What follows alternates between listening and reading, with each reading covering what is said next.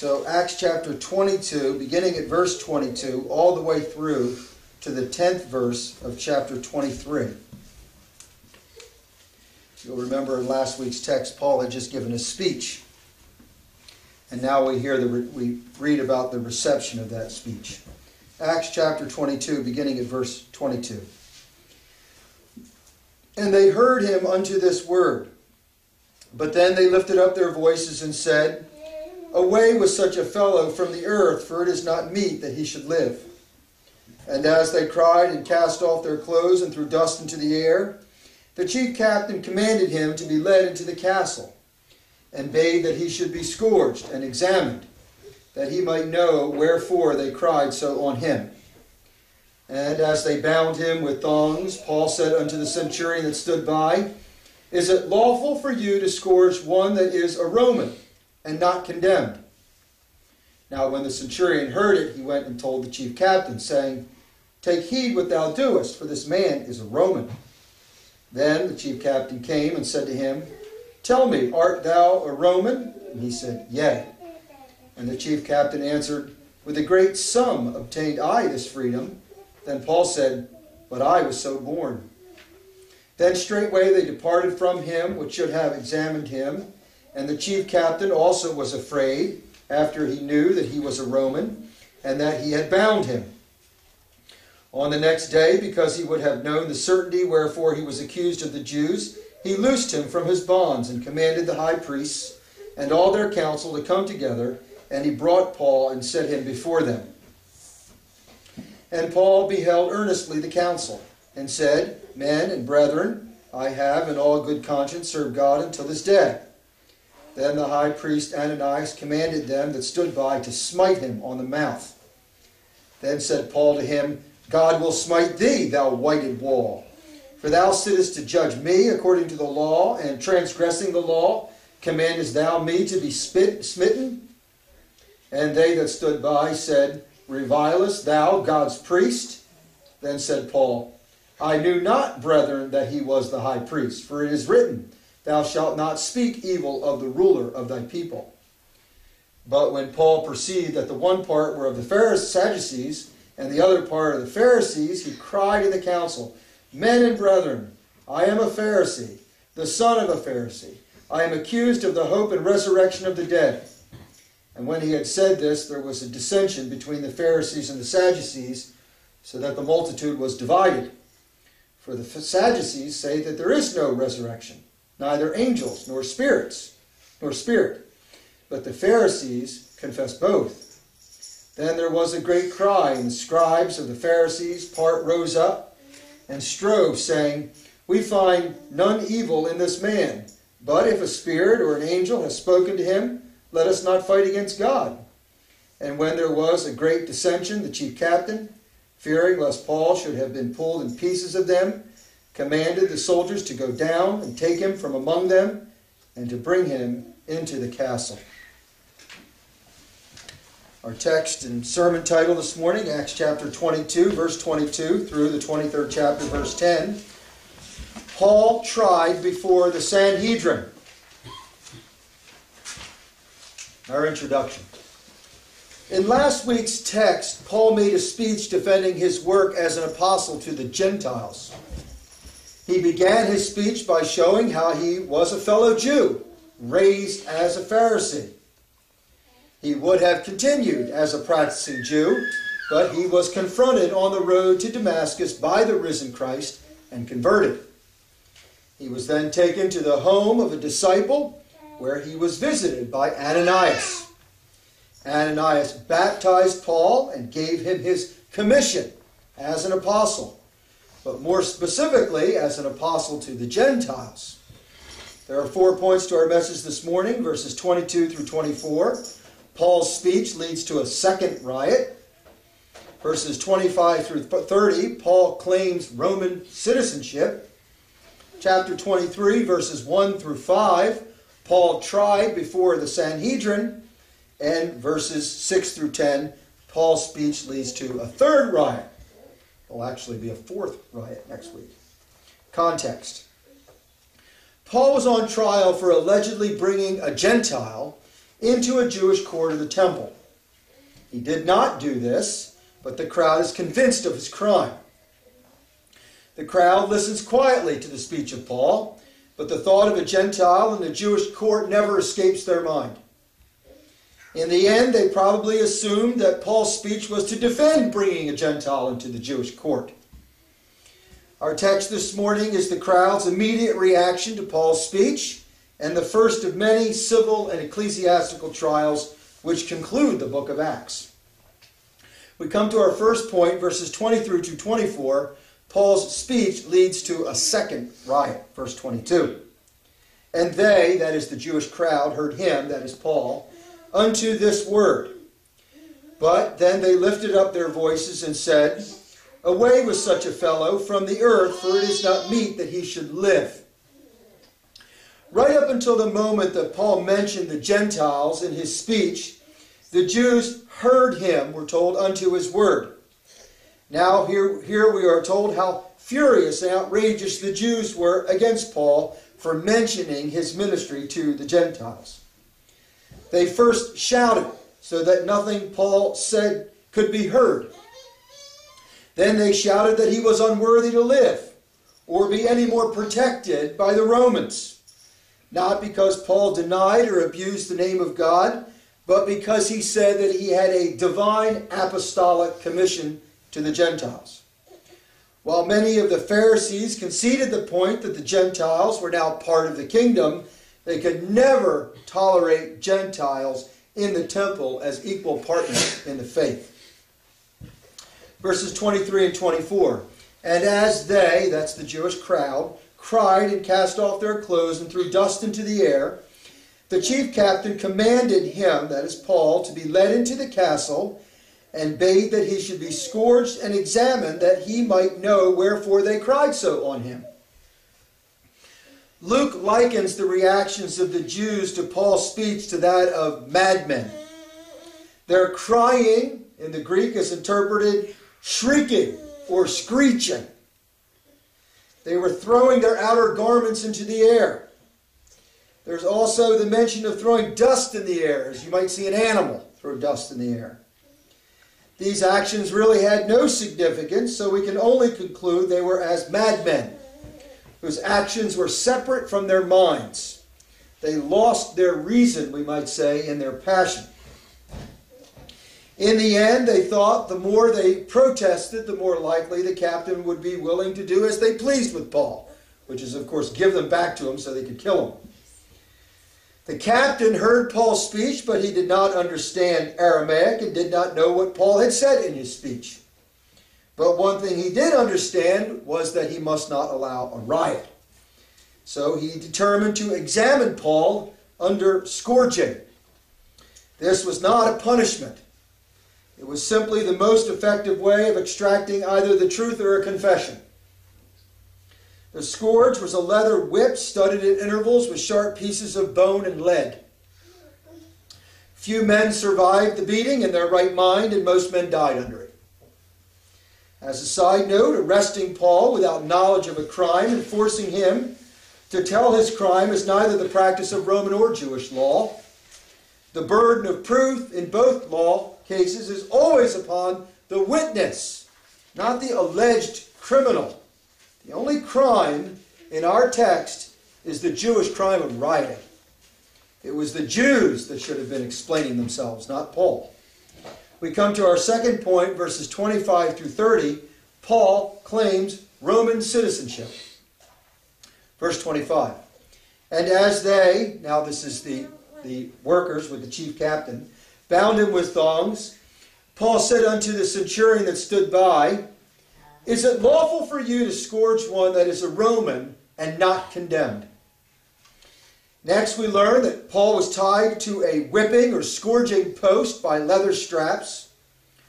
Paul calmly made no outcry against the injustice of their proceedings, against the innocent man, but does very mildly say, or very mildly let them understand the illegality of their proceedings against him as a citizen of Rome. Paul had been scourged once before in Philippi, Acts 16:37. But here he makes known his citizenship to avoid a scourging. The text says, Paul said unto the centurion that stood by, is it lawful for you to scourge one that is a Roman and not condemned? So not only does he appeal to the fact that he's a Roman, but he's not condemned. He's not yet been given a trial. Verses 26 through 28. Now when the centurion heard it, he went and told the chief captain, saying, take heed what thou doest, for this man is a Roman. Then the chief captain came and said to him, tell me, art thou a Roman? And he said, yea. And the chief captain answered, with a great sum obtained I this freedom. Then Paul said, but I was so born.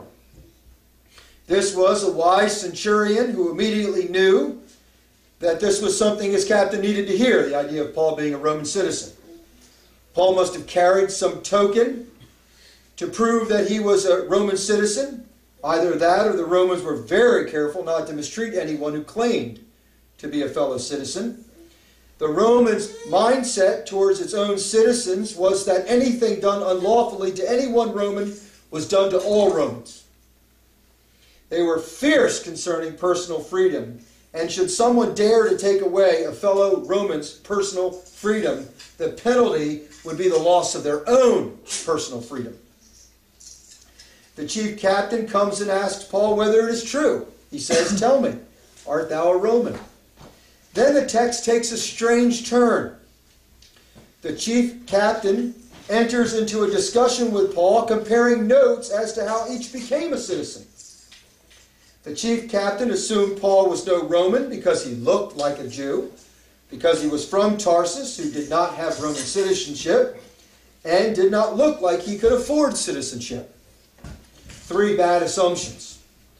The chief captain claims that his citizenship was bought for a lot of money. Paul's citizenship is more honorable, for he was a citizen from birth. Now, many commentators speculate his father was given citizenship for his service to Rome in tent making during a war. And if that's the case, his father became a Roman citizen, then that explains how Paul. But we don't know that for certain. That's certainly not a biblical view. Verse 29. Then straightway they departed from him, that is the soldiers that were about to scourge him, that's the him, or they, which should have examined him. And the chief captain also was afraid, after he knew that he was a Roman and that he had bound him. This put an immediate stop to Paul's trouble of being scourged. There was a well-known statute by Augustus, written in the Digest of Civil Law, still available today to read, which prohibited any Roman citizen from being tortured before they received a fair trial. Those that were appointed to examine Paul by scourging immediately departed from him. And the plan to extract information out of Paul by scourging was abandoned. Paul would receive his trial, but first before the Sanhedrin. Verse 30. And on the next day, because he would have known the certainty wherefore he was accused of the Jews, he, the captain, loosed him, Paul, from his bonds, and commanded the high priests and all their council to come together, and he brought Paul and set him before them. Here it is mentioned that the chief captain still did not understand what crime Paul had committed that set the Jews into such a rage. In order to find out, the chief captain unchained Paul from his bonds and commanded the Sanhedrin to gather and make known the crime of Paul. He took Paul the prisoner and placed him before the Jewish court. We come to our third point, chapter 23, verses 1 to 5. Paul tried before the Sanhedrin. Verse 1. And Paul beheld earnestly the council and said, Men and brethren, I have in all good conscience served God until this day. When Paul used the phrase men and brethren, he was declaring himself their equal. For if they serve the true God, so does he. And he is an apostle of this God. Paul refuses to give up any authority, for he is a Christian, and a Christian in the eyes of Paul is a graduated and a perfected Jew. Paul begins by declaring his innocence, whether or not he says he's found guilty by the Sanhedrin. Paul's use of the word conscience really means his faithfulness. Paul is saying that his ministry to the Gentiles was no crime, but proof of his faithfulness to God. Paul says the crime for which he is charged is the crime of obeying the voice of God and serving him. Verses 2 and 3. Then the high priest Ananias commanded them that stood by to smite him on the mouth. Then said Paul to him, God will smite thee, thou whited wall, for thou sittest to judge me according to the law, and transgressing the law, commandest thou me to be smitten? The high priest hated the notion that Paul claimed his ministry to the Gentiles was from God. And by claiming his innocence, he was in fact saying that the Sanhedrin were in the wrong for conducting this trial. The high priest ordered someone close to Paul to slap him on the mouth. Paul responds by calling the high priest a whited wall. The insult, a whited wall, is rooted in the action of painting old gravestones white. During the festival seasons, it was illegal to touch a dead body, for this would render a man ceremoniously unclean. Therefore, days before each of the festivals, the temple workers would go around the area and paint all the gravestones white, so no one would accidentally touch one and thus defile themselves. Paul's insult, similar to Christ's, who also called these same Jews whitewashed tombs, Matthew 23:7, refers to the fact that under a bright, fresh coat of paint lay a rotting corpse. Paul is calling the high priest a hypocrite. This high priest pretended to be holy with his bright white robes on the outside, just like a painted grave, bright on the white outside is white over a corpse, just like the papacy has his white robes, but was filled with hatred towards the true believers and lived a life of lawless behavior. Paul here prophesies that God will smite thee. This isn't recorded in the Bible, but ancient historians have written that this particular high priest was removed from his office shortly thereafter by sudden death. Paul reminds the high priest that slapping him was against the law. They sat in a court where the high priest was supposed to uphold the law, prosecute it fairly, and dispense justice. He did none of those things, but even in wide open court, thought to flagrantly break the law by slapping Paul. Verse 4 and 5, and they that stood by said, revilest thou God's high priest? Then said Paul, I knew not, brethren, that he was the high priest. For it is written, thou shalt not speak evil of the ruler of thy people. Now let me explain. This was no apology. Those in the court were appalled by Paul because he spoke to the high priest in such a way, calling him a whited wall. Paul's insult may have been directed by the Holy Spirit. After it's what Christ said too. There are three possible reasons Paul insulted the high priest. First, the high priest was supposed to be in office for life. But the Romans often replaced the high priest with their own corrupt stooge. Paul might have been saying, I did not know he was the high priest, because he is the Roman choice of a high priest, and not the actual high priest from the line of Aaron. Secondly, Paul knew that Ananias was the so-called high priest, but Ananias was notorious as a glutton, a thief, and a pawn of the corrupt Romans. Paul's answer might have been as if to say, you mean this kind of man sitting here is the high priest? I never knew a man like that could be the high priest of Israel. Thirdly, Paul knew the priesthood was abrogated. In other words, it was supposed to be ended. There was supposed to be no high priest anymore. And so Paul might have been suggesting, I did not recognize you as the high priest because I did not know the church still needed one. In all cases, Paul was not apologizing, but rather pointing out that Ananias neither had the bloodlines or the character or the authority to be a high priest. Our fourth point, verses 6 through 10, Paul's speech leads to a third riot. Verse 6. But when Paul perceived that the one part were of the Sadducees and the other of the Pharisees, he cried in the council, "Men and brethren, I am a Pharisee, the son of a Pharisee. I am accused of the hope and resurrection of the dead." Paul then makes the claim that would disrupt the entire Sanhedrin. In the Sanhedrin, there were Pharisees and Sadducees whose beliefs were opposed. The Pharisees believed in the minute details of the oral law. The oral law was supposed to be the law that Moses brought down from the mountain orally. And the Pharisees loved the ceremonies. The Sadducees were deists who accepted only the written law of Moses. They hated the scriptures and the concept of divine revelation. The Pharisees believed in predestination, the Sadducees in free will. The Pharisees believed in angels and spirits, the Sadducees did not. They believed only in what they could see. They even believed, that is, the Sadducees even believed God was material, not a spirit. Above all, the Pharisees believed in the resurrection of the body after death. The Sadducees did not. The Sadducees denied the bodily resurrection of Christ and that any person ever lived after death. The Sadducees believed in no rewards or punishments after death.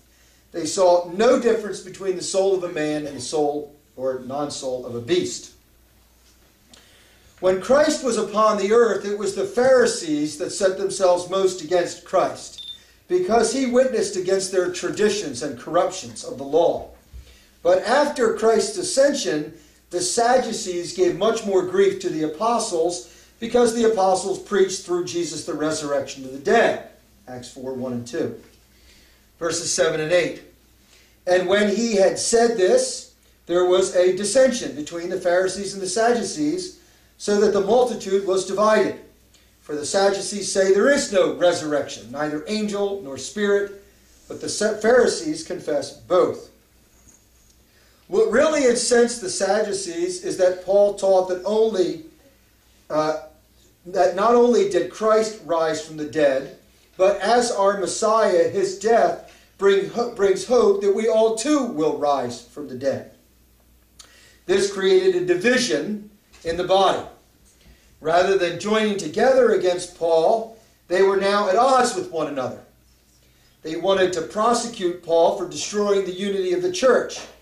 But this episode demonstrated that there already was no unity in the church. If the Sanhedrin were already split concerning such major issues, how could they come together against Paul?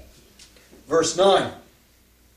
Then there was a great cry, and the scribes of the Pharisees part rose up and strove, saying, "We find none evil in this man, but if a spirit or an angel has spoken to him, let us not fight against God." Paul merely highlighted that the hatred between the Pharisees and Sadducees was always close to boiling over. The Pharisees immediately befriended Paul, for their arguments with the Sadducees was so sharp that they would rather allow Paul to go free than to have to admit to the Sadducees that they were correct on the point of the resurrection. The Pharisees sided with Paul just to torment the Sadducees. The Pharisees, who believed in angels, reasoned that maybe an angel spoke to Paul. This was only to irritate the Sadducees because they did not believe in angels. Verse 10. And when there was a great dissension, the chief captain, fearing lest Paul should have been pulled in pieces of them, commanded the soldiers to go down and take him from among them and to bring him into the castle. Once again, the Jews are rioting. And once again, the captain, now for the third time, had to save the life of Paul from the Jews, who, for the third time, are trying to murder Paul. The chief captain ordered his soldiers to go down from the upper wards and to take Paul by force from among them, out of the temple where he had ordered the council to meet, and to bring Paul back into the castle, or the Tower of Antonia, for the captain saw that the Sanhedrin were still not going to provide him with an answer as to why they rioted over Paul. Next week we'll learn about a Jewish plot on the life of Paul and the beginning of Paul's first civic trial.